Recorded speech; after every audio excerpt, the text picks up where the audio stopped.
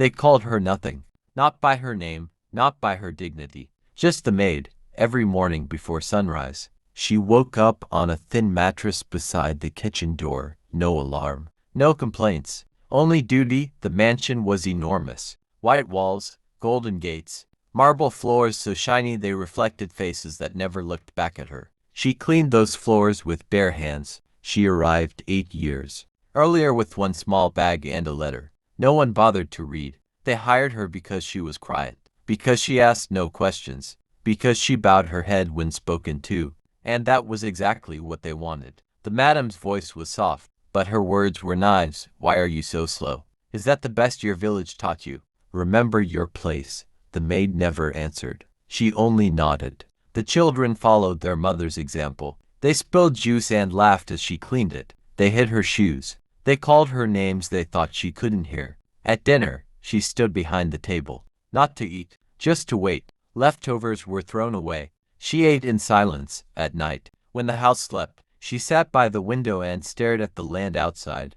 Her eyes softened, not with sadness, with memory. She had seen this land before, long before marble replaced grass, long before gates replaced trees. Her father once stood there, a proud man, an honest man, a man who trusted the wrong people. He invested everything into a partnership that promised growth. Instead, it brought betrayal, one signature, one lie, one silent theft. The mansion was built on land that belonged to him, taken through forged documents and bribed officials. When he died, they said he owned nothing. They said he was poor, but her father was not poor. He was robbed. She remembered the night he pressed an envelope into her hands. Never lose these, he said. Your time will come. Years passed. She cleaned the house that should have been hers. She served people living off stolen wealth. She listened to conversations they thought she was too small to understand. She remembered everything. One day, she was accused of stealing a necklace.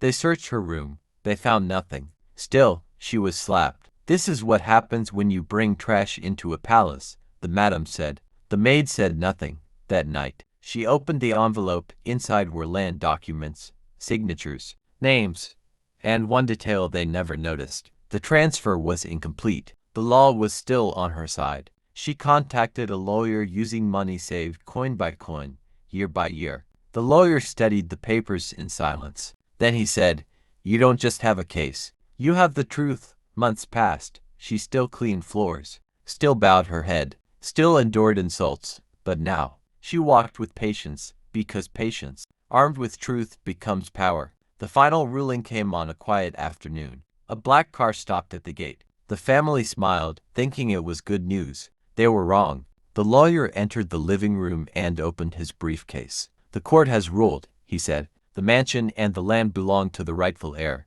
He turned and pointed at the maid. Laughter filled the room, then stopped. Documents were placed on the table. Seals confirmed. Truth stood taller than pride. The maid removed her apron slowly. Deliberately, for the first time in 8 years, she lifted her head. The madam trembled. You planned this. The maid answered softly. No, you did. They begged. They cried. They apologized for things they never thought were wrong. I know, she said. She did not throw them out immediately. She gave them 1 month. 1 month to live as she had lived. No servants, no privileges, no respect they did not earn. They cleaned floors, washed dishes, learned hunger. Silence became heavy. At the end of the month, she gave them money. Not out of kindness, out of closure. Leave, she said. And remember, the gates closed behind them. The mansion stood quiet. And the maid, no longer a maid, stood in the center of the home that was always hers. Her revenge was not anger, it was truth. Because the greatest revenge is not destruction, it is truth revealed at the right time. Never underestimate the quiet ones. They may already own the house you're standing in. Thank you for watching. Subscribe, like, comment, and share for more.